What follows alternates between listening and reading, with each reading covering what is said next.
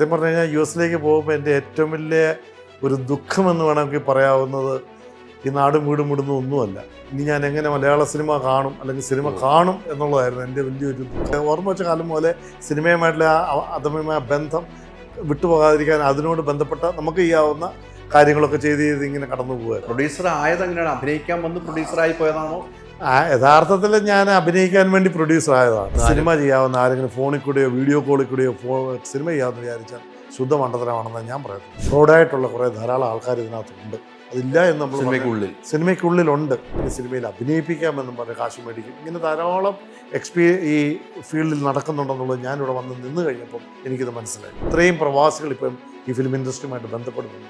ധാരാളം പ്രവാസികൾക്ക് bad experience കിട്ടുന്നുമുണ്ട്. കള്ളപ്പണം വെളുപ്പിക്കാൻ വരുന്നവർ ആ സംഘടനയിൽ വരില്ല, അവർ നേരെ ഈ സിനിമ എടുക്കും. ഈ കരങ്ങളിൽ നമ്മൾ അറിയാതെ അറിയാതെയും ചെന്ന് പെടുമ്പോഴാണ് പാതി വഴി സിനിമ ഇട്ടിട്ട് പോകുന്നു, അല്ല സിനിമ വെളിയിലിറക്കാൻ പറ്റാതെ വരുന്നു, അല്ലെങ്കിൽ സിനിമയിൽ അഭിനയിപ്പിക്കാമെന്നും പറഞ്ഞ് കാശ് മേടിക്കും. ഈ താരങ്ങളുടെ പ്രതിഫലം കുറയ്ക്കണമെന്ന് ഞാൻ പറഞ്ഞ അതേ ഇതിൽ തന്നെ ഞാൻ പറയുകയാണ്, സർക്കാരിൻ്റെ ഭാഗത്തുനിന്ന് ചെയ്യാവുന്ന പല സഹായങ്ങളും സർക്കാരിൻ്റെ ഭാഗത്തുനിന്നും കിട്ടുന്നുമില്ല. ഹേമ കമ്മിറ്റി വെച്ച് ഉപയോഗിച്ച് ചാനലിലും അവിടെ ഇവിടെയൊക്കെ വന്നിരുന്നുകൊണ്ട് പലതും വിളമ്പി ആള് കളിക്കാൻ നോക്കി മുതലെടുത്തവരും ഇതിനകത്തുണ്ട്. അവരെയാണ് നമ്മൾ കണ്ടുപിടിക്കേണ്ടത്.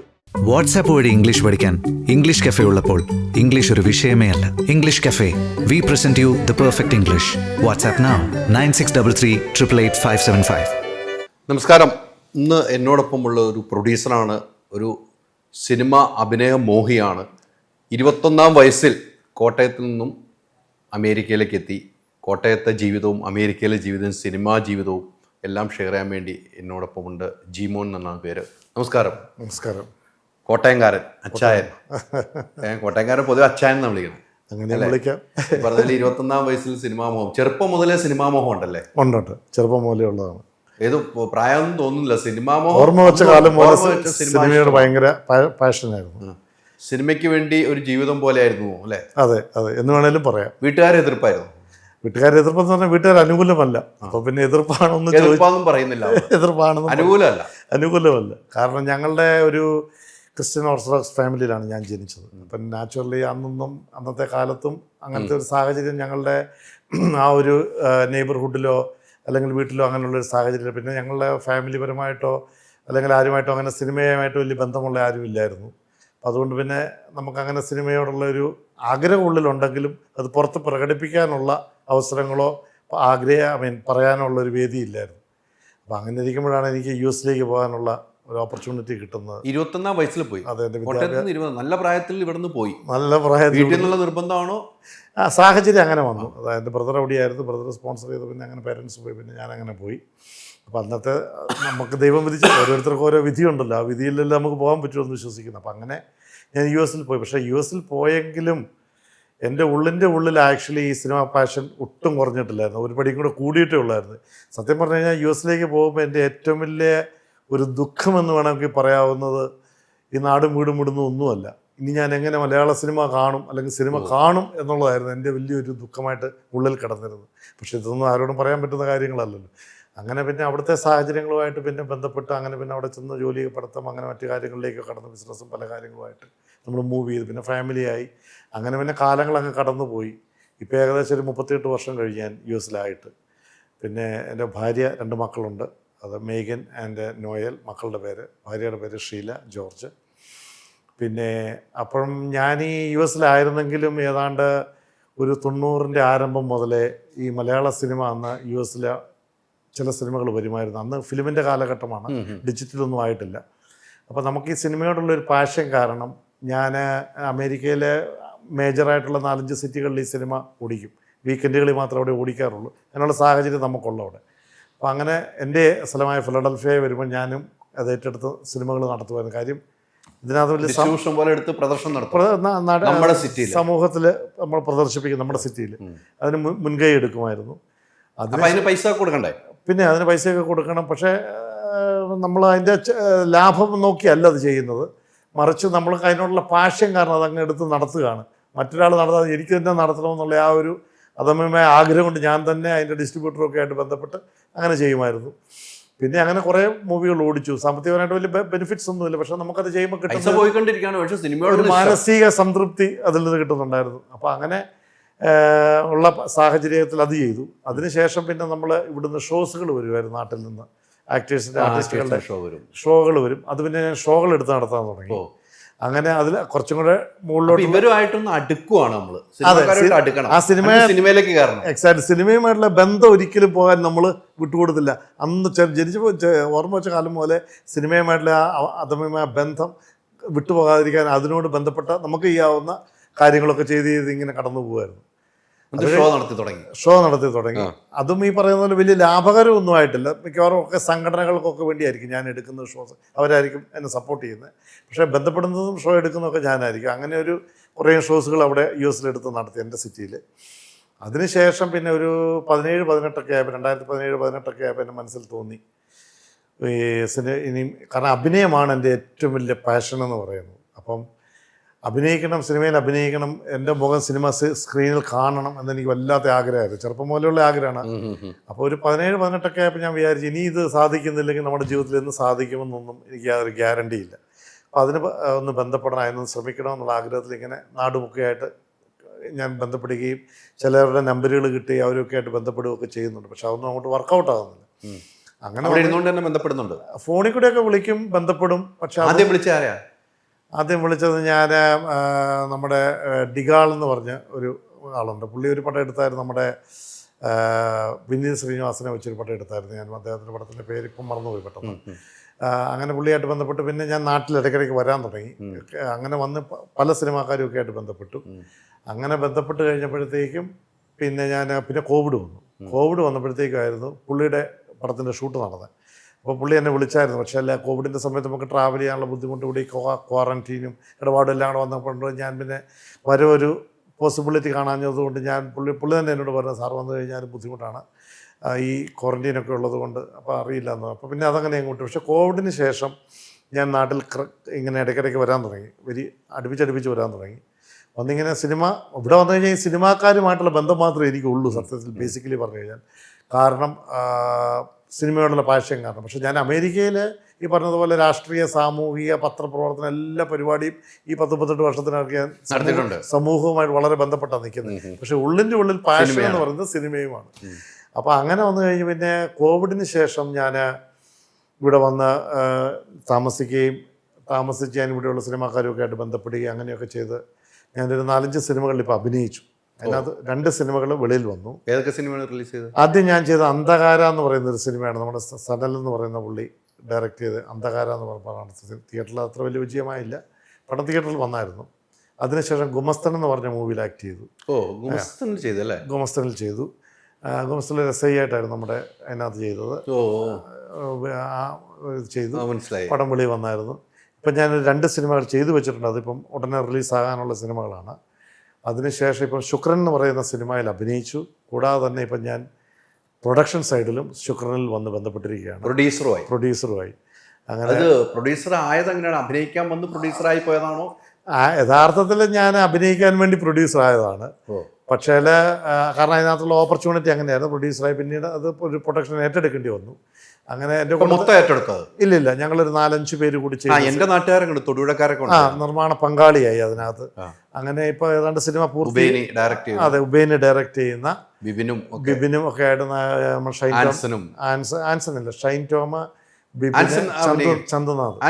അല്ല, ആൻസന്റെ റോള് ചന്ദ്രനാഥിന് കൊടുത്തത്. അതെ, ആൻസൺ മാറി. അപ്പോൾ അങ്ങനെ ആ ഒരു നല്ല സിനിമയാണ്, നല്ലൊരു ഫീൽ ഗുഡ് മൂവിയാണ് ആക്ച്വലി, ഒരു ഫാമിലി ത്രില്ലർ. അതിലേക്ക് പൈസ മുടക്കി, അതിലേക്ക് അഭിനയിക്കുകയും ചെയ്തു. നല്ല റോള് ദൈവത്തിൻ്റെ അനുഗ്രഹം കൊണ്ട് കിട്ടിയിട്ടുണ്ട്. ഇനി ജനങ്ങളാണ് തീരുമാനിക്കേണ്ടത്, അംഗീകരിക്കണോ വേണ്ടത്. അല്ല, ഇങ്ങനെയൊക്കെ വരുമ്പോൾ നമ്മൾ ഈ സിനിമയിലേക്ക് ഇപ്പം പൊതുവെ സിനിമയിൽ കാണുന്ന ഒരു പ്രശ്നങ്ങളാണ്. പൊതുവെ പ്രവാസികളായ കുറേ ആളുകൾ ഇവിടെ സിനിമയ്ക്ക് വരുന്നു. അവർക്ക് പല രീതിക്ക് നെഗറ്റീവ് ഉണ്ടാകാറുണ്ട്. ചിലപ്പോൾ കള്ളപ്പണം വെളുപ്പിക്കാൻ വേണ്ടി വരുന്നു. ഈയിടയ്ക്കുണ്ടായൊരു വിവാദമാണ്, കള്ളപ്പണം വെളുപ്പിക്കാൻ വേണ്ടി വരുന്നവർ, പ്രവാസികൾ വരുന്നു. എവിടെ നിന്ന് വരുന്നത്? പക്ഷെ സിനിമ ഒന്നും അറിയാതെ വന്ന് ചില പ്രവാസികൾ ചാടുന്നു. അവർ ഭയങ്കരമായിട്ട് തട്ടിപ്പിനിരയാവും. അവരെ വെച്ച് മുതലാക്കുന്നു. ചില ഡയറക്ടർമാരും ചില സാങ്കേതിക വിദഗ്ധരും അവരെ വെച്ച് മുതലാക്കിയിട്ട് അവരെ നിന്ന് മാക്സിമം പൈസ ഊരിപ്പോകുന്നു. ഇങ്ങനെയൊക്കെ അനുഭവങ്ങളാണ് ഈ സിനിമാ മേഖലയിൽ ഉണ്ടായിക്കൊണ്ടിരിക്കുന്നത്. താങ്കളെ സംബന്ധിച്ചുള്ള ആ അനുഭവങ്ങളൊക്കെ എങ്ങനെയാണ്? താങ്കളിപ്പോൾ പെട്ടെന്ന് വന്ന് വരുമ്പോൾ ഉണ്ടാകുന്ന അനുഭവങ്ങൾ എങ്ങനെയാണ്? തീർച്ചയായിട്ടും ആ ഒരു സബ്ജക്റ്റൊക്കെയാണ് മെയിനായിട്ട് എനിക്ക് സംസാരിക്കാനുണ്ടായിരുന്നത്. ഇപ്പോൾ ഞാൻ കഴിഞ്ഞ ഒരു 5-6-7 വർഷമായിട്ട് ഈ സിനിമയുമായിട്ട് ബന്ധപ്പെട്ടത് കൊണ്ട് ഞാൻ അതിൽ നിന്ന് ഒരു കാര്യം മനസ്സിലാക്കുന്നത്, നമ്മൾ വെളിയിൽ നിന്ന് കാണുമ്പോൾ ഒരു ഗ്ലാമർ വേൾഡാണ് സിനിമയെന്ന് പറയുന്നത്. അതിനകത്ത് വ്യത്യാസങ്ങളൊന്നുമില്ല. പക്ഷേ അതിൻ്റെ പിന്നാമ്പുറങ്ങളിൽ നടക്കുന്ന ഒരുപാട് വേദനാജനകമായ സംഭവങ്ങളുണ്ട്. എന്ന് പറഞ്ഞാൽ മറ്റൊന്നുമല്ല, ഇപ്പോൾ എന്നെപ്പോലെ വരുന്നൊരു പ്രവാസി, ഈ പ്രവാസി ഇപ്പോൾ എന്നെപ്പോലെ പാഷനായിട്ട് വരുന്നൊരു പ്രവാസി, ഇപ്പോൾ തന്നെ ഞാനൊരു ഉദാഹരണം പറയാം. ഓവർസീസ് റൈറ്റ് എന്ന് പറഞ്ഞ നമ്മുടെ സിനിമ നമ്മൾ കൊടുക്കുന്നുണ്ട്. ഈ ഓവർസീസ് റൈറ്റ് എന്ന് പറയുന്ന സിനിമയ്ക്ക് ഇത്ര മാർക്കറ്റ് ഉണ്ടായത് തന്നെ ധാരാളം മലയാളികൾ, ധാരാളം പ്രവാസികൾ ലോകത്തിൻ്റെ പല ഭാഗത്ത് പോയപ്പോഴാണ് ഈ ഓവർസീസ് റൈറ്റ് എന്ന് പറയുന്നത് ഇതിന് ഇത്രയും പ്രയോറിറ്റി കിട്ടിയത്. ഈ മലയാളികളിൽ ധാരാളം ആൾക്കാർ സിനിമയോട് പാഷനായിട്ടുള്ളവരുണ്ടെന്ന് എനിക്കറിയാം. അഭിനയിക്കാനും ഇൻവെസ്റ്റ് ചെയ്യാനും ഒക്കെ താല്പര്യമുള്ള ആൾക്കാരുണ്ട്. പക്ഷേ എവിടെയാണ് ഇതിൻ്റെ പ്രശ്നം? ഇതിൻ്റെ പ്രശ്നം എവിടെയാണെന്ന് ചോദിച്ചാൽ, നമ്മുടെ ഈ ഇൻഡസ്ട്രിയിൽ നമ്മൾക്ക് കിട്ടുന്ന ബന്ധങ്ങളോ അല്ലെങ്കിൽ ഈ സിനിമയിൽ കിട്ടുന്ന കുറേ ബന്ധങ്ങളെന്ന് പറയുന്നത് ഇതിനകത്ത് കുറച്ച് ഫ്രോഡായിട്ടുള്ള കുറേ ധാരാളം ആൾക്കാർ ഇതിനകത്തുണ്ട്. അതില്ല എന്ന് നമ്മൾ സിനിമയ്ക്കുള്ളിലുണ്ട്. അപ്പോൾ ഈ കരങ്ങളിൽ നമ്മൾ അറിയാതെ ചെന്ന് പെടുമ്പോഴാണ് പാതി വഴി സിനിമ ഇട്ടിട്ട് പോകുന്നു, അല്ല സിനിമ വെളിയിൽ ഇറക്കാൻ പറ്റാതെ വരുന്നു, അല്ലെങ്കിൽ സിനിമയിൽ അഭിനയിപ്പിക്കാമെന്നും പറഞ്ഞ് കാശ് മേടിക്കും. ഇങ്ങനെ ധാരാളം ഈ ഫീൽഡിൽ നടക്കുന്നുണ്ടെന്നുള്ളത് ഞാനിവിടെ വന്ന് നിന്ന് കഴിഞ്ഞപ്പം എനിക്കിത് മനസ്സിലായി. അപ്പോൾ ഞാനതിന് പറയുന്ന കാരണം എന്താണെന്ന് വെച്ചാൽ, ഇവിടെ നമുക്ക് ധാരാളം സിനിമകൾക്ക് സംഘടനകളുണ്ട്. വളരെ ഇതായിട്ടുള്ള ചേംബറുണ്ട്, അല്ല പ്രൊഡ്യൂസർ അസോസിയേഷൻ, FFK, അല്ലെങ്കിൽ നമുക്ക് അമ്മ, എല്ലാവർക്കും സംഘടനകളുണ്ട്. ഈ സംഘടനകൾക്ക് മാത്രമേ ഇതിനെ രക്ഷിക്കാനാവുള്ളൂ ഒരു പരിധി വരെയെങ്കിലും. കാരണം ജീവിതത്തിൻ്റെ എല്ലാ ഭാഗങ്ങളിലും ഇങ്ങനെയുള്ള കാര്യങ്ങളുണ്ടില്ലെന്ന് ഞാൻ പറയുന്നത്. പക്ഷേ സിനിമയെ കുറേയെങ്കിലും നമുക്ക് മറ്റുള്ളവരുടെ മനസ്സിൽ ആ ഇമേജ് പിടിച്ച്, പ്രത്യേകിച്ച് പ്രവാസികളായ ഞങ്ങളെപ്പോലുള്ളവർ, ഇവിടെ നടക്കുന്നതിനകത്ത് കുറച്ച് ജെനുവിനിറ്റി ഉണ്ടെന്നുള്ളത് തെളിയിക്കുക എന്നുള്ളത് അത് ഇവിടുത്തെ സംഘടനകൾക്ക് മാത്രമേ പറ്റത്തുള്ളൂ, വേറെ ആർക്കും പറ്റത്തില്ല. ഇൻഡിവിജ്വലി ഒരാൾ വിചാരിച്ചാൽ നടക്കുന്ന കാര്യങ്ങളല്ല. അപ്പോൾ ഈ സംഘടനകൾ ചെയ്യേണ്ട കാരണം എൻ്റെ ഒരു സജഷനായിട്ട് ഞാൻ വെക്കുകയാണ്. ഇപ്പോൾ ഇവിടെയുള്ള ചേംബർ, നമ്മൾ സിനിമയെ ഏതായാലും ചേംബറിൽ ബന്ധപ്പെടാതെ സിനിമ ചെയ്യാൻ പറ്റത്തില്ല, പ്രൊഡ്യൂസർ അസോസിയേഷനായിട്ട് ബന്ധപ്പെടാതെ ഒരാൾക്കൂടെ സിനിമ ചെയ്യാനും പറ്റത്തില്ല. അപ്പോൾ അവരെ സംബന്ധിച്ചിപ്പം അവരുടെ ഈ സംഘടനകൾക്ക് ഒരു NRI സെല്ല് എന്ന് പറയുമ്പോൾ, ഗവൺമെൻറ്റിന് NRI സെല്ലുണ്ട്.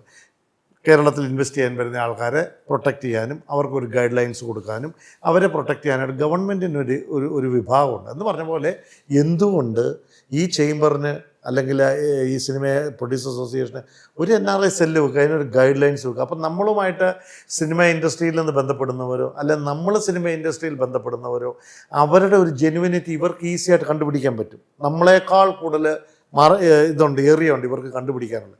ആ ഒരു ഏരിയയിലൂടെ അവരുടെ ഒരു ജെനുവിനിറ്റി ഇവരിൽ നിന്ന് നമുക്കൊരു റെഫറൻസ് കിട്ടുമ്പോൾ പിന്നെ നമുക്ക് ഇൻവെസ്റ്റ് ചെയ്യണമോ, അല്ലെങ്കിൽ നമ്മൾ ബന്ധപ്പെട്ടിരിക്കുന്ന ആൾ ഒരു റിയൽ ജെനുവിൻ പേഴ്സൺ ആണോ, അല്ലെ അവൻ ഇൻഡസ്ട്രിയിലുള്ള ആളാണോ, ഈ പറയുന്ന കാര്യങ്ങളൊക്കെ സത്യമാണോ എന്നുള്ളൊരു റെഫറൻസ് നമുക്ക് ഇവരിൽ നിന്ന് കിട്ടുമ്പോൾ നമുക്കത് കുറച്ചും കൂടി വിശ്വാസയോഗ്യമാവും. ആ ഒരു സിസ്റ്റം നമുക്ക് ആവശ്യമാണ് റിയലി ഇൻഡസ്ട്രിയിൽ, എനിക്ക് തോന്നുന്നു. കാരണം പ്രത്യേകിച്ച് ഇപ്പം ധാരാളം മലയാളികൾ വെളിയിൽ പോയിട്ടുണ്ട്, ധാരാളം ആൾക്കാർക്ക് ഇൻവെസ്റ്റ് ചെയ്യാൻ താല്പര്യമുണ്ട്. അപ്പോൾ ആ ഒരു സാഹചര്യം, അതിനുള്ള ഒരു വിൻഡോ, ഒരു കവാടം ഇവിടുത്തെ സംഘടനകളാണ് മുൻകൈ എടുക്കേണ്ടത്. ഇപ്പോൾ സംഘടനകളല്ലാത്ത പല കാര്യങ്ങളും ഇൻവോൾവ് ആകുന്നുണ്ട്, അവർ ചെയ്യുന്നില്ലെന്നല്ല പറയുന്നത്. പക്ഷേ ഇതും കൂടി അവരുടെ ചിന്തയിൽ, അല്ലെ അവരുടെ മീറ്റിങ്ങിൽ അവരിതും കൂടെ ചിന്തിക്കേണ്ട സമയം നമുക്ക് എത്തിക്കഴിഞ്ഞിരിക്കുകയാണ്. അത്രയും പ്രവാസികൾ ഇപ്പം ഈ ഫിലിം ഇൻഡസ്ട്രിയുമായിട്ട് ബന്ധപ്പെടുന്നുണ്ട്.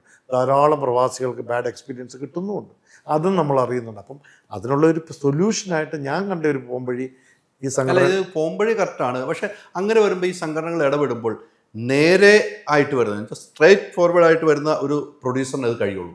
ഞാൻ നേരത്തെ കള്ളപ്പണം വെളുപ്പിക്കാൻ വരുന്നവർ ആ സംഘടനയിൽ വരില്ല, അവർ നേരെ ഈ സിനിമ എടുക്കും. സ്ട്രേറ്റ് ആയിട്ട് വരുന്നവർക്ക് ഈ ഗൈഡൻസ് കൊടുക്കുകയാണെങ്കിൽ ഓക്കെയാണ്. അങ്ങനെയുള്ളവർ സിനിമ ചെയ്താൽ ഇവർക്ക് നഷ്ടങ്ങൾ ഉണ്ടാവില്ല. താങ്കൾ വെച്ച ആശയം കൃത്യമാണ്. ഞാൻ ഇപ്പോഴും പറഞ്ഞു, സ്ട്രൈറ്റ് ആയിട്ട് വരുന്നവർക്ക് ഈ മാനദണ്ഡം പറ്റത്തുള്ളൂ. അല്ല, സ്ട്രൈറ്റ് ആയിട്ട് വരുന്നവർ എടുത്താൽ മതി, അല്ലാത്തവർ വരുന്നവർ പൊക്കോട്ടെ. അവരുടെ ഏതാണോ ചിന്ത, അതിനുള്ള സംവിധാനങ്ങൾ ഗവൺമെൻറ്റിനുണ്ട്. അവരെ എന്ത് ചെയ്യണം? ഇപ്പം നമ്മൾ ഓരോ ദിവസങ്ങളും പത്രങ്ങളോ വാർത്തകളിലൂടെ നമ്മൾ അറിയുന്നില്ല ഓരോ കാര്യങ്ങൾ. അതൊക്കെ ആകുമ്പോൾ അതിന് വഴിക്ക് പോകും. പക്ഷേ ജെനുവിനായിട്ട് വരുന്നവരെ ചതിക്കപ്പെട്ടു പോകുമ്പോഴാണ് പ്രയാസം ഉണ്ടാകുന്നത്. അവരുടെ ഒരു ആഗ്രഹത്തിൻ്റെ പുറത്ത്. ഇപ്പോൾ സിനിമയാണ്, നമുക്കറിയാം, അത് ലാഭമാകാം നഷ്ടമാകാം, അതൊരു കച്ചവടവും കൂടിയാണ്, അതിനകത്ത് നമുക്ക് വിഷയമല്ല. പക്ഷേ ജെനുവിനായിട്ട് പാഷനായിട്ട് വരുന്നവരെ ഈ സിനിമയിലുള്ള വ്യക്തികൾ തന്നെ ചതിക്കുന്നത് കാണുമ്പോൾ ഉണ്ടാകുന്ന ഒരു ബുദ്ധിമുട്ടിൽ നിന്നാണ് ഞാൻ ഈ ആശയം എനിക്ക് തോന്നിയത്. അല്ല, താങ്കൾ സിനിമ പാഷൻ ഉള്ളതുകൊണ്ട് സിനിമയെ അത്രമാത്രം ഇഷ്ടപ്പെടുന്നതാണ് താങ്കൾ ഈ ആശയം മുന്നേ എല്ലാവരും വെക്കണമെന്നില്ല. ആശയം യോജിക്കുന്നു. ഇത് സംഘടനയുടെ മുന്നിലേക്ക് ഈ താങ്കളുടെ ഇൻ്റർവ്യൂ എത്തിക്കുന്നതായിരിക്കും. തീർച്ചയായും. Thank you. അപ്പം ഞാൻ പറഞ്ഞു വന്ന വേറൊരു ഏരിയ എന്ന് പറഞ്ഞു കഴിഞ്ഞാൽ, ഇപ്പം നമ്മുടെ സിനിമ നമുക്ക് ഈ പറഞ്ഞതുപോലെ മലയാള സിനിമയ്ക്ക് ഒരു 3-3.5 കോടി ജനങ്ങളുള്ള ഈ കേരളത്തിലെ മലയാള സിനിമയുടെ ഒരു അതിൻ്റെ ഏറിയ എത്ര കണ്ട് ജനങ്ങൾ കാണാം. എൻ്റെ ഒരു കണക്ക് ശരിയാണെങ്കിൽ, ഞാൻ അറിഞ്ഞ കണക്ക് ശരിയാണെങ്കിൽ, ഒരു 6-8% ആൾക്കാരെ കേരളത്തിൽ ഈ സിനിമയിൽ നിത്യമായി സിനിമ കാണുന്നവരുള്ളൂ. 92-93% ആൾക്കാരൊന്നും നിത്യമായി സിനിമ കാണുന്നവരല്ല. കാരണം ഇന്നത്തെ കാലത്ത് ഇഷ്ടംപോലെ സോഷ്യൽ മീഡിയ പ്ലാറ്റ്ഫോംസുകൾ, ധാരാളം എൻ്റർടൈൻമെൻറ്റ്സുകൾ നമുക്കെല്ലാം നമ്മുടെ കൈവിരൽ തുമ്പിലുണ്ട്. അപ്പം നാച്ചുറലി പിന്നെ പണ്ടത്തെ പോലുള്ള ഒരു സിനിമയോടുള്ള ഒരു പാഷനും അല്ല സിനിമയോടുള്ള പണ്ടെന്ന് പറഞ്ഞാൽ എൻ്റെയൊക്കെ ചെറുപ്പ കാലഘട്ടത്തിൽ പറഞ്ഞാൽ സിനിമ മാത്രമേ ഉള്ളൂ എൻ്റർടൈൻമെൻറ്റായിട്ട് ഇവിടെ ഉള്ളൂ. അപ്പോൾ ആ ഒരു കാലഘട്ടം നമ്മൾ ഒരുപാട് കടന്നു പോയി കഴിഞ്ഞു. അപ്പോൾ അതനുസരിച്ചുള്ള മാറ്റം നമുക്ക് ആവശ്യമാണ്. അപ്പം നമ്മളെ സംബന്ധിച്ച് ഞാൻ പറഞ്ഞു വരുന്നതിൻ്റെ കാരണം, ഇപ്പം ഈ താരങ്ങളുടെ പ്രതിഫലം തന്നെ ഞാൻ ഉദാഹരണമായിട്ട് പറയാം. വലിയ വിഷയം നടന്നുകൊണ്ടിരിക്കുകയാണ്. അതെ, ഒരു വലിയ വിഷയം ഇപ്പോൾ ഇവിടെ കേരളത്തിൽ നടന്നുകൊണ്ടിരിക്കുകയാണ്. ഞാൻ ഈ താരങ്ങളുടെ പ്രതിഫലം കുറയ്ക്കണമെന്ന് പറയുന്നതിനോട് 101% ഞാൻ യോജിക്കുന്നു. പ്രൊഡ്യൂസർ ആയതുകൊണ്ടായിരിക്കാം. അതുകൊണ്ട് മാത്രമല്ല, കാരണം അത് ഈ ഇൻഡസ്ട്രിയുടെ നിലനിൽപ്പിൻ്റെ പ്രശ്നമാണ്. അല്ലാതെ എൻ്റെ ഒരു ഇപ്പോൾ പടം ഇറങ്ങിയത് കൊണ്ടോ അല്ല എൻ്റെ പടം വിജയിക്കാൻ പോയതുകൊണ്ടോ ഞാൻ പറയുന്ന അഭിപ്രായമല്ല. ഈ ഇൻഡസ്ട്രിയുടെ നിലനിൽപ്പാണത്. എൻ്റെ കാരണം എന്നാണെന്ന് വെച്ചാൽ, ഉദാഹരണ സഹിതം നമ്മുടെ മുമ്പിൽ ധാരാളം ഉദാഹരണങ്ങൾ കിടപ്പുണ്ട്. ഒരു പ്രൊഡ്യൂസർ ഇല്ലെങ്കിൽ ഒരു സിനിമ, ഞാൻ എപ്പോഴും വിളിക്കുന്ന പ്രൊഡ്യൂസർ എന്ന് പറഞ്ഞാൽ നമ്മുടെ ശരീരത്തിലെ ശ്വാസമാണ്. നമുക്ക് ശ്വാസം ഇല്ലെങ്കിൽ നമ്മുടെ ശരീരം ഒന്ന് ആലോചിച്ച് നോക്കി നിന്നതോടെ. ഒരു സിനിമയെ സംബന്ധിച്ച് ആ പ്രൊഡ്യൂസറാണ് അതിൻ്റെ ഓക്സിജൻ എന്ന് പറയുന്നത്. അയാളില്ലെങ്കിൽ അയാളില്ല. അപ്പോൾ അയാളെ പോലെയുള്ളവരെ നിലനിർത്തേണ്ടത് ഈ ഇൻഡസ്ട്രിയിൽ പ്രവർത്തിക്കുന്ന എല്ലാവരും കൂടിയാണ് ഒരു പരിധി വരെ സപ്പോർട്ട് ചെയ്യേണ്ടത്. അപ്പോൾ ഈ താരങ്ങളുടെ പ്രതിഫലം എന്ന് പറയുന്നത്, ഈ ഒരു സിനിമ ഒന്ന് അല്പസ്വല്പം വിജയിച്ചു കഴിഞ്ഞാൽ എത്രയോ ഇരട്ടി പണമാണ് ഇവർ ആവശ്യപ്പെടുന്നത്. ഇത് എവിടെ നിന്ന് വരുന്നു എന്നുള്ളത് ഇവർ ചിന്തിക്കുന്നില്ല. ഈ സിനിമയ്ക്ക് എന്തെങ്കിലും ഒരു നെഗറ്റിവിറ്റി വന്നു കഴിഞ്ഞാൽ ആരെങ്കിലും ഉണ്ട് ഈ പ്രൊഡ്യൂസറുടെ കൂടെ? അവരുടെ എല്ലാ ചിലവുകളും അയാൾ ഏറ്റെടുത്ത്, എല്ലാ ബാധ്യതകളും ഏറ്റെടുത്ത് എന്തുമാത്രം അയാൾ ഇൻവെസ്റ്റ് ചെയ്തിട്ടാണ് ഈ പറയുന്ന ബഡ്ജറ്റിലൊന്നും ഒരു സിനിമ നിൽക്കാറില്ല. ഇപ്പം തന്നെ ഉദാഹരണം ഞാൻ പറയാം, ഒരു ആർട്ടിസ്റ്റ് വാല്യൂ ഇല്ലാത്തൊരു സിനിമ ഇന്ന് ഇവിടെ എടുക്കണമെന്നുണ്ടെങ്കിൽ ഞാൻ മനസ്സിലാക്കിയത് ഏകദേശം ഒരു ഫസ്റ്റ് പ്രിൻ്റ് തിയേറ്ററിൽ ഒരു സിനിമ വരുമ്പോഴത്തേക്കും 3 മുതൽ 4 രൂപ CR കോസ്റ്റാണ് ഒരു ആർട്ടിസ്റ്റ്. അപ്പോൾ ഒരു ആർട്ടിസ്റ്റുള്ള പടങ്ങൾ ആലോചിച്ചു. അപ്പോൾ ആർട്ടിസ്റ്റുള്ള പടം എടുക്കാനാണ്. അപ്പോൾ ആർട്ടിസ്റ്റുള്ള പടം എടുത്തില്ലെങ്കിൽ OTT-കാർക്ക് വേണ്ട. ഇപ്പോഴത്തെ പഴയ പോലുള്ള OTT-ക്ക് ഡിമാൻഡും ഇല്ല. അവരിതെല്ലാം കഴിഞ്ഞ് അവർക്ക് ലാസ്റ്റ് ആർക്കും എല്ലാം കഴിഞ്ഞുള്ള ഓട്ടം കഴിയുമ്പോൾ അവരുടെ അടുത്തോട്ട് കയറി ചെല്ലുന്നത്. അപ്പോൾ ആ ഒരു പ്രാമുഖ്യമേ ഉള്ളത് സിനിമയുടെ ബിസിനസ് മേഖലയിൽ. അപ്പോൾ ഈ ഒരു സാഹചര്യത്തിൽ ഇതിനകത്ത് സഹകരിക്കാൻ പറ്റുന്നതും ഈ ഇൻഡസ്ട്രിയെ പിടിച്ചു നിർത്താൻ പറ്റുന്നതും പ്രൊഡ്യൂസർമാരെ സപ്പോർട്ട് ചെയ്യാൻ പറ്റുന്നതും ഈ താരങ്ങൾക്ക് മാത്രമേ ഉള്ളൂ. ഇപ്പം തന്നെ പറയുന്നുണ്ട് താരങ്ങൾ സിനിമ എടുക്കുന്നു. എത്ര താരങ്ങൾ ഇവിടെ സിനിമ എടുക്കുന്നുണ്ട്? വിരലിൽ എണ്ണാനുള്ള താരങ്ങൾ ഇവിടെ സിനിമ എടുക്കുന്നുള്ളൂ. 26 കമ്പനി ഉണ്ട്. 26 കമ്പനി ഉണ്ടെങ്കിലും ജനഹൃദയങ്ങളിലേക്ക് ഇറങ്ങുന്ന എത്ര കമ്പനികളുണ്ട് ഇവിടെ? വളരെ കുറച്ച് കമ്പനികളേ ഉള്ളൂ. വരുന്നവർ നാളത്തെ ഇത് മഴയ്ക്ക് പുള്ളിറക്കുന്ന ഇതുപോലെ നിൽക്കുകയാണ്. അത് കഴിയുമ്പോൾ അവരെ കാണുന്നില്ല. പക്ഷേ അതുകൊണ്ട് കാര്യമില്ലല്ലോ. ഈ താരങ്ങളുടെ സിനിമ കൊണ്ട് മാത്രം ഇൻഡസ്ട്രി മുന്നോട്ട് പോകത്തില്ല. അപ്പോൾ ബാക്കി വരുന്ന വലിയൊരു പെർസെൻറ്റേജ് എന്ന് പറയുന്നത് പുറത്തുനിന്ന് വരുന്ന പ്രൊഡ്യൂസേഴ്സാണ്. അപ്പോൾ അവരെ എങ്ങനെ നിലനിർത്താം, അല്ല അവരെ എങ്ങനെ പിടിച്ചു നിർത്തണമെന്നുണ്ടെങ്കിൽ ഏറ്റവും ആദ്യം ചെയ്യേണ്ടത് താരങ്ങളുടെ പ്രതിഫലം കുറയ്ക്കാമെന്ന്. അല്ല, താരങ്ങളെ പ്രതിഫലം കുറയും. ഇപ്പോൾ താങ്കൾ ഒരു പ്രൊഡ്യൂസറും കൂടെയാണ്. ഇപ്പോൾ പ്രൊഡ്യൂസറാണ്. താങ്കൾക്ക് എന്നെ വെച്ചൊരു സിനിമ ചെയ്യണം, ഉദാഹരണമാണ്, എന്നെ വെച്ചൊരു സിനിമ ചെയ്യണമെന്ന് വെച്ചാൽ എൻ്റെ പ്രതിഫലം ഇത്രയാണെന്നേ, വേണമെങ്കിൽ താങ്കൾ എടുത്താൽ മതി എന്ന് താരങ്ങൾക്കും പറയാൻ പറ്റില്ലേ? അല്ല, അവർക്കത് പറയാമെന്നുണ്ടെങ്കിൽ അവരെപ്പോഴാണ് ഇത് പറയുന്നതെന്ന് ആലോചിക്കണം. വളർന്നു കഴിഞ്ഞ് ഒരു താരം പറഞ്ഞാൽ നമുക്ക് മനസ്സിലാക്കാം. കാരണം ആ താരത്തിനെ വെച്ച് നമ്മളൊരു സിനിമ എടുക്കുമ്പോൾ ആ സിനിമയ്ക്ക് ഒരു മാർക്കറ്റ് കണ്ടിട്ടാണ് നമ്മൾ ആ സിനിമ ചെയ്യുന്നത്. ഈ വളരാത്ത താരങ്ങൾ ഇത് പറഞ്ഞാൽ എന്ത് ചെയ്യും? അവരുടെ പുറകെ പോകരുത്. അവരുടെ പുറകെ അതല്ല നിർമ്മാതാക്കൾ, അവരുടെ പുറകെ അവർ വേണ്ട, എനിക്ക് അടുത്ത ആളെ വെച്ച് സിനിമയാന്ന് കാണിച്ചു കൊടുത്താൽ ആ താരങ്ങൾ പറഞ്ഞ വഴിക്ക് വരും. അപ്പം പക്ഷെ ഞാൻ ചെയ്യാൻ സംഘടനകൾ തയ്യാറാകണം. അല്ല, ആ സംഘടനകൾ ചെയ്യേണ്ടത് എന്താണെന്ന് വെച്ചാൽ ഇതിനൊരു സ്ലാബ് സിസ്റ്റം കൊണ്ടുവരണം. എന്തെങ്കിലും ഒരു സിസ്റ്റം കൊണ്ടുവരണം. അല്ല നമ്മൾ പ്രതിഫലം തീരെ കുറയ്ക്കാനോ, കാരണം അവർക്ക് കിട്ടുന്ന സമയത്ത് അവർക്ക് കിട്ടത്തുള്ളൂ. ഇത് നമുക്കും അറിയാം. ഏത് എക്കാലത്ത് ഒരുപോലെ കിട്ടത്തില്ല. ഇതൊക്കെ നമുക്കും അറിയാം. പക്ഷേ ഇതിനെന്തെങ്കിലും ഒരു സിസ്റ്റം വേണം. അതാണ് നമ്മൾ ചിന്തിക്കുന്നത്. ഇപ്പം നല്ല റേറ്റിംഗ് ഉള്ള ഒരു ആർട്ടിസ്റ്റ് ആണെന്നുണ്ടെങ്കിൽ ആ ആർട്ടിസ്റ്റിനെ കിട്ടേണ്ടത് കിട്ടണം.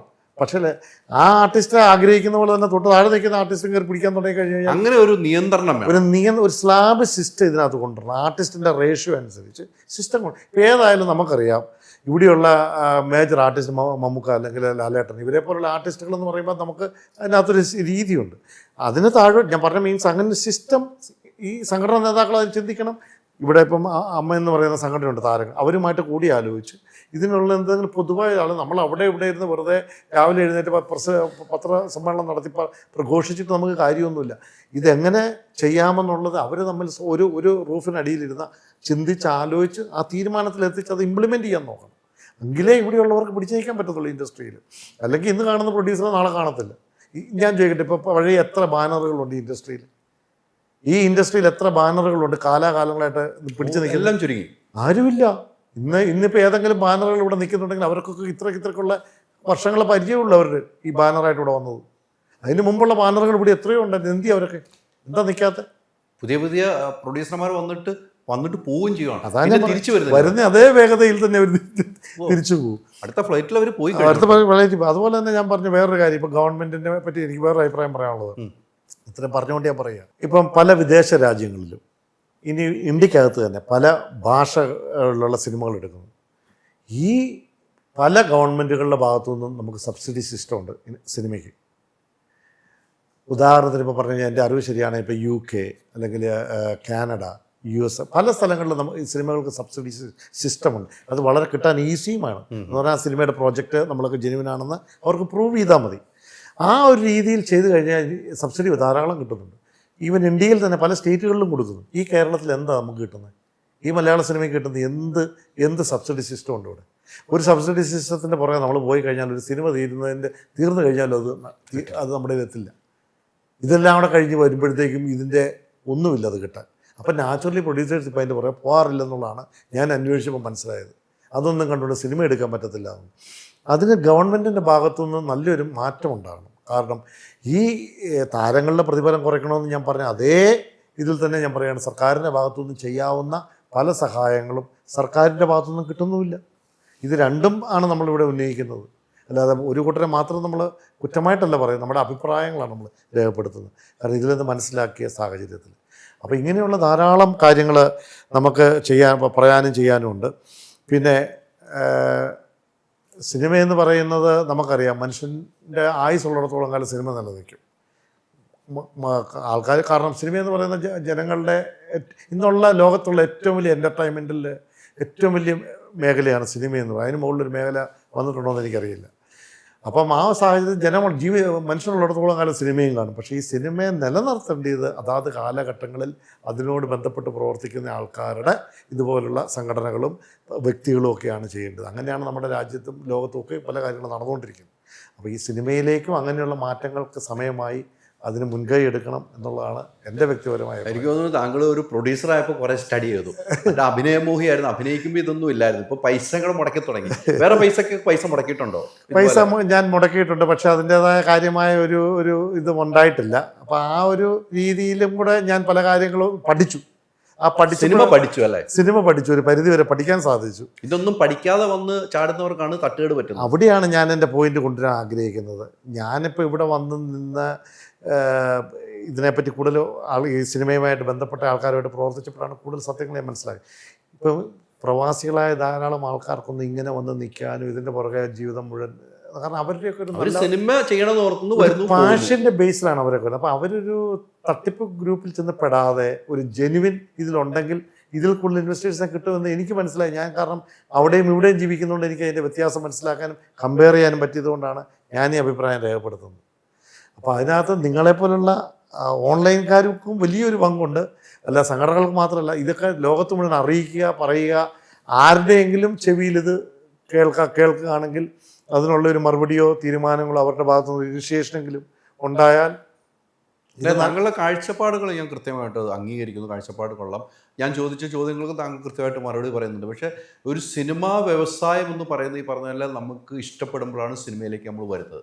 ഇതൊന്നുമില്ലാതെ ഒരു പ്രൊഡ്യൂസർ ആകണമെന്ന് മാത്രം വിചാരിച്ച് ഞാനാണ് ഈ സിനിമയിലെല്ലാം എന്ന് ആഗ്രഹിച്ചു വരുന്ന പ്രവാസികളും ഉണ്ട് ഇവിടെ.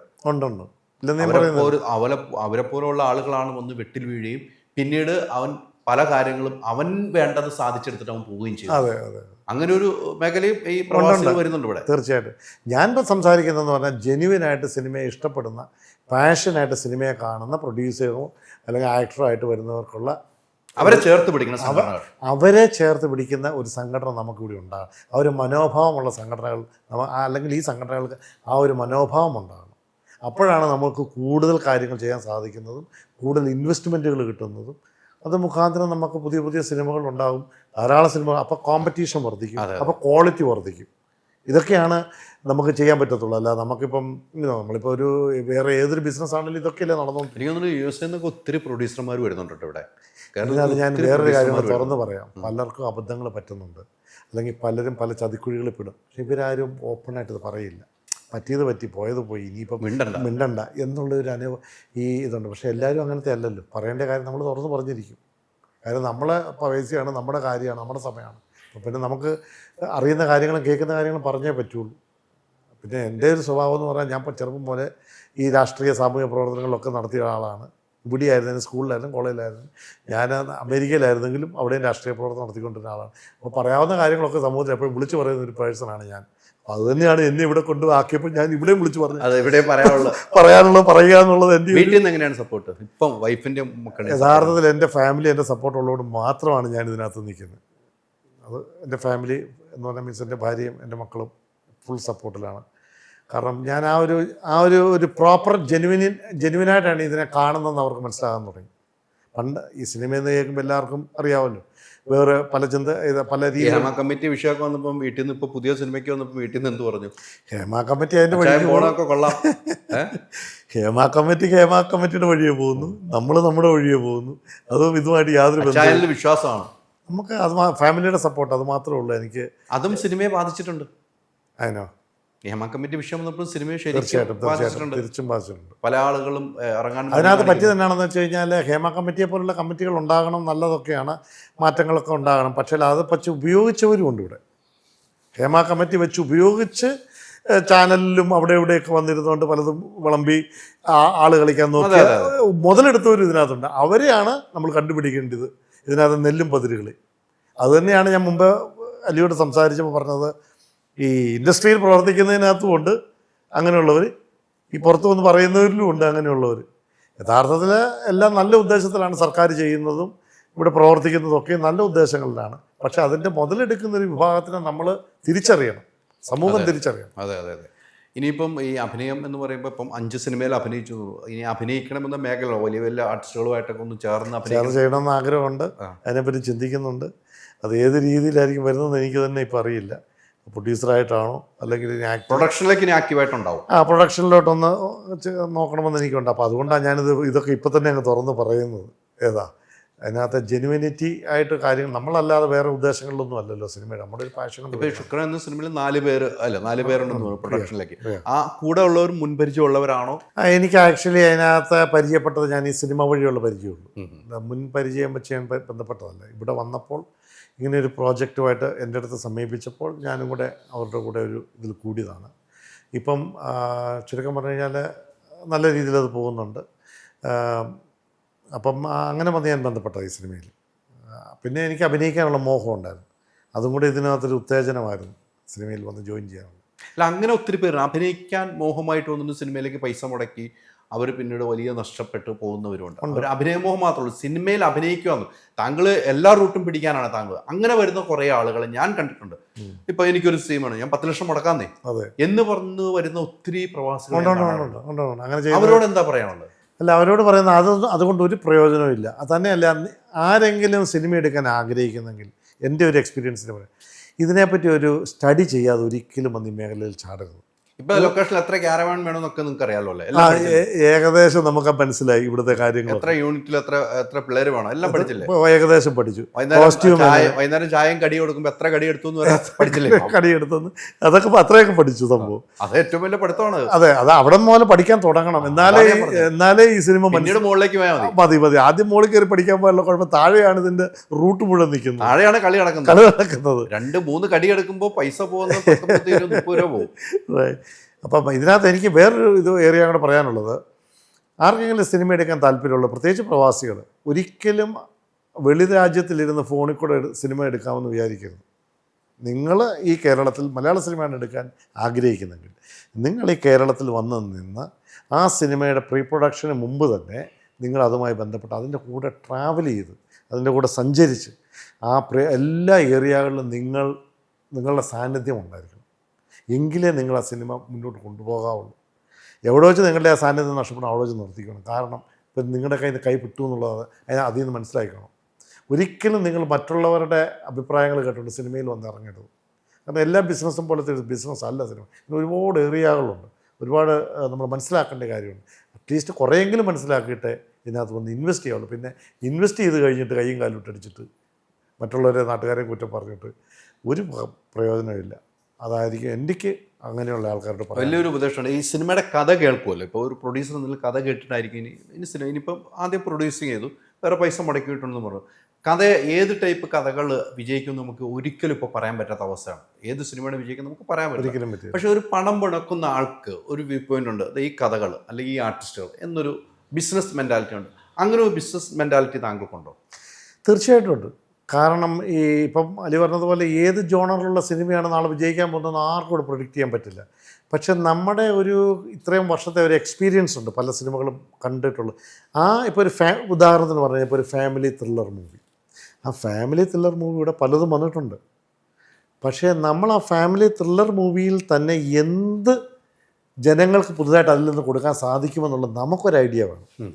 ആ റൈറ്റർ നമ്മുടെ അടുത്തല്ല, സ്ക്രിപ്റ്റ് റൈറ്റർ വന്ന് നമ്മളോടൊരു സ്റ്റോറി പറയുമ്പോൾ, ആ ഡയറക്ടർ വന്ന് നമ്മളോടത് അവതരിപ്പിക്കുമ്പോൾ നമുക്കും സജഷൻസ് പറയാവുന്ന ഒരു മാനസികാവസ്ഥ നമ്മളിലും ഉണ്ടായിരിക്കണം. കേട്ടിട്ട് അല്ല നമ്മൾ അവർ പറയുന്ന മുഴുവൻ കേട്ടിട്ടല്ല സിനിമ എടുക്കേണ്ടത്. നല്ലതാണെങ്കിൽ അവർ പറയുന്ന എല്ലാം അംഗീകരിക്കണം. കാരണം അവർ നല്ലതാണ് പറഞ്ഞുകൊണ്ടിരിക്കുന്നത്. ഒരു പുതുമയുണ്ട് അതിനകത്ത് കേൾക്കുമ്പോൾ. ഈ ഏതെങ്കിലും എനിക്കൊരു സിനിമ എടുക്കണം എന്ന് പറഞ്ഞ് മാത്രം ഇങ്ങോട്ട് വന്നു കഴിഞ്ഞാൽ പറ്റുന്ന അബദ്ധങ്ങളാണ് ഞാനീ പറഞ്ഞതൊക്കെ ഇപ്പോൾ കുറച്ച് നേരമായിട്ട് പറഞ്ഞുകൊണ്ടിരിക്കുന്നത്. പക്ഷേ ഒരു സിനിമ എടുക്കാൻ വരുമ്പോൾ ആ സിനിമയെപ്പറ്റി നമുക്ക് ആദ്യം സിനിമയെപ്പറ്റി ഒരു ഐഡിയ ഉണ്ടായിരിക്കണം. പിന്നെ നമ്മളെടുക്കുന്ന സിനിമയെപ്പറ്റി നമുക്കൊരു ഐഡിയ ഉണ്ടായിരിക്കണം. അല്ലാതെ അവർ പറയുന്നത് മാത്രം എടുത്ത് സിനിമ എടുത്തുകൊണ്ട് പിന്നെ ഇപ്പം നമ്മളിതെല്ലാം ചെയ്താലും 100% ആർക്കും കൂടെ ഗ്യാരണ്ടി പറയാൻ പറ്റില്ല ആ പടം വിജയിക്കുമെന്നോ. അല്ലെ അതിനൊരു ജാതകമുണ്ട്, സിനിമയ്ക്കൊരു ജാതകമുണ്ട്, അതേ നടക്കും. പക്ഷെ നമുക്ക് ചെയ്യേണ്ട കാര്യങ്ങൾ ചെയ്യാതെ പോയിട്ട് നമ്മൾ സിനിമയെയും സിനിമാക്കാരെയും കുറ്റം പറഞ്ഞിട്ട് കാര്യമില്ല. നമ്മൾ ചെയ്യേണ്ട കുറേ ഗ്രാസ് റൂട്ടുകളും കുറേ ബേസിക് കാര്യങ്ങൾ അത് മനസ്സിലാക്കണമെങ്കിൽ ഇവിടെ വന്ന് നിന്നെങ്കിലേ പറ്റത്തുള്ളൂ. ഒരിക്കലും പ്രവാസിയായിട്ട് വെളിയിലിരുന്നുകൊണ്ട് സിനിമ ചെയ്യാവുന്ന ആരെങ്കിലും ഫോണിൽ കൂടെയോ വീഡിയോ കോളിൽ കൂടെയോ സിനിമ ചെയ്യാമെന്ന് വിചാരിച്ചാൽ ശുദ്ധ മണ്ടത്തരമാണെന്നേ ഞാൻ പറയത്തുള്ളൂ. കാരണം ഇതൊരു റിയൽ വേൾഡ്. ആ റിയൽ വേൾഡ് നമ്മൾ ഇറങ്ങി തന്നെ വന്ന് നിന്നെങ്കിലേ സിനിമ വിജയിപ്പിക്കാൻ പറ്റുള്ളൂ. പിന്നെ ജീവിതത്തിൽ എത്ര സിനിമ ചെയ്യാൻ പറ്റുമെന്ന് ആർക്കും ഒരു ഗ്യാരണ്ടി ഇല്ല. നമുക്ക് ഒരു സിനിമ ചെയ്തെങ്കിൽ അത് ഒരു സിനിമ ചെയ്തെന്നേ പറയാൻ പറ്റുള്ളൂ. നാളെ എത്ര സിനിമ ചെയ്യാൻ പറ്റുമെന്ന് ആർക്കും ഇവിടെ ഗ്യാരണ്ടി. ഒരു ആക്ടറായാലും ഒരു പ്രൊഡ്യൂസറായാലും ഒരു റൈറ്റർ ആർക്കും ഒന്നും പ്രഡിക്റ്റ് ചെയ്യാൻ പറ്റില്ല. അപ്പോൾ ചെയ്യുന്ന കാര്യങ്ങൾ നമ്മുടെ മനസ്സിന് തൃപ്തി കിട്ടുന്ന രീതിയിലെങ്കിലും അറ്റ്ലീസ്റ്റ് ചെയ്തു വെച്ചാൽ അറ്റ്ലീസ്റ്റ് നമ്മൾ ചെയ്തെന്നുള്ളൊരു ഫീലിംഗ് നമുക്കെങ്കിലും ഉണ്ടാവും. നാട്ടുകാർക്കുണ്ടായില്ലെങ്കിലും നമുക്കെങ്കിലും. ഈ ഭൂരിപക്ഷം ഈ പാഷൻ്റെ മുഖാന്തരമാണല്ലോ ഈ ഇൻഡസ്ട്രി വരുന്നത് തന്നെ കൂടുതലും. അപ്പോൾ പാഷൻ എന്ന് പറയുമ്പോൾ നമ്മുടെ മാനസിക തൃപ്തിയാണ് നമുക്ക് ഇമ്പോർട്ടൻസ് എന്ന് പറയുന്നത്. അത് നമുക്ക് തൃപ്തിയാകണം, എന്നാലേ നാട്ടുകാർക്ക് തൃപ്തിയാവില്ല നമുക്കറിയാൻ പറ്റും. മക്കൾ സിനിമയിലേക്ക് അഭിനയിക്കാൻ പറ്റില്ല? ഇല്ല. മക്കളൊക്കെ അവിടെ ജനിച്ചു വളർന്ന് അവരവരുടേതായ ഔദ്യോഗിക ജീവിതത്തിൽ കഴിയുന്നവരാണ്. രണ്ടുപേരും ഗ്രാജുവേറ്റ് ചെയ്ത് ജോലിയും കാര്യങ്ങളൊക്കെ ആയിട്ട് ജീവിക്കുന്നതാണ്. അപ്പോൾ അതുകൊണ്ട് അവരാരും പിന്നെ ഞാനിങ്ങനെ എൻ്റെ ചെറുപ്പത്തിൽ ഉറങ്ങിക്കിടന്ന ഒരു ആഗ്രഹം സാധിക്കാൻ അത് കൊണ്ട് നടക്കുന്നു. അതിന് എനിക്ക് തോന്നുന്നത് മിക്കവാറും എൻ്റെ കൂടെ തന്നെ അത് കാണും. അങ്ങനെ സിനിമയിലേക്കുള്ള യാത്ര തുടരുക. Thank you. നമ്മൾ യാത്ര ചെയ്യുമ്പോൾ പറഞ്ഞ പോലെ സിനിമ നമ്മളെടുത്ത് വരുള്ളൂ. സിനിമ അകന്ന് തന്നെയാണ് നിൽക്കുന്നത്. നമ്മൾ കയ്യെത്താൻ ദൂരത്തുണ്ടെന്ന് പറഞ്ഞാൽ നമ്മൾ കയ്യെത്തി പിടിക്കണം സിനിമയെ. അങ്ങനെ ഒരു ജീവിതമായിട്ടാണ് മുന്നോട്ട് പോകുന്നത്. എന്തായാലും കുറേ കാര്യങ്ങൾ, സത്യസന്ധമായ കാര്യങ്ങൾ വെളിപ്പെടുത്തിയെന്ന് എനിക്ക് തോന്നുന്നു. ഇത് ഞാൻ പറഞ്ഞ നിർമ്മാതാക്കളുടെ സംഘടനയിലൊക്കെ ഈ ഇൻ്റർവ്യൂസ് ഞാൻ എത്തിക്കാൻ പറ്റും. കാരണം നിങ്ങൾ പറഞ്ഞ പോയിന്റുകൾ കറക്റ്റാണ്. അങ്ങനെ ആരും പറയാത്ത പോയിന്റുകളാണ് നിങ്ങൾ മുന്നോട്ട് വഴി. നിങ്ങളുടെ ഒരു എക്സ്പീരിയൻസ് ആണ്. നല്ല നല്ല സിനിമയിൽ അഭിനയിക്കുക, നല്ല സിനിമയുടെ പാർട്ടാവുക, നല്ല പ്രൊഡ്യൂസറായി മാറുക. എല്ലാവിധ ആശംസയും. Thank you. എനിക്കിതിനുള്ള അവസരം തന്ന അലിയോടും, ഞാൻ അലിയെ മിക്കവാറും കാണാറുള്ള ഒരു ഫേസാണ്. കാര്യം നമ്മൾ പരിചയം കുറവാണെങ്കിലും ഞാൻ ഈ സോഷ്യൽ മീഡിയകളിലൊക്കെ എപ്പോഴും, അല്ലെങ്കിൽ സിനിമയുടെ പൂജ, സിനിമയായിട്ട് ബന്ധപ്പെട്ട് ധാരാളം ഇതിനു മുമ്പ് റിപ്പോർട്ടർ ചാനലിൽ ഇരിക്കുമ്പോഴും ഞാൻ കാണുന്നുണ്ട്. അപ്പോൾ ഈ ഒരു അവസരം എനിക്ക് അലിയെ ഒരുക്കി തന്നതിനും എനിക്ക് ഇത്രയും എൻ്റെ അഭിപ്രായങ്ങൾ തുറന്ന് സമൂഹത്തിനോട് പറയാനുള്ള ഒരു വേദി ഒരുക്കി തന്നതിനും. നമ്മുടെ ഉബേനി നമ്മളെ ഒരു യാത്രയിലുള്ളതാണ്. ഉബേനി പറയുമ്പോൾ പിന്നെ നമുക്ക് അതിനകത്ത് ചിന്തയില്ല. നമ്മൾ പറഞ്ഞ ഉബേനി പറയുന്നത് എൻ്റെ ഒരു പ്രൊഡ്യൂസറാണ്, എന്നോട് സാറ് പറഞ്ഞപ്പോൾ എനിക്ക് ഒത്തിരി കാര്യങ്ങൾ കൊണ്ട് അതുകൊണ്ടൊരു ഇൻ്റർവ്യൂ എന്ന് പറഞ്ഞു. അങ്ങനെയാണ് സാറിനെ ഞാൻ വിളിക്കുകയും ചെയ്തത്. ഒത്തിരി സന്തോഷം. Thank you.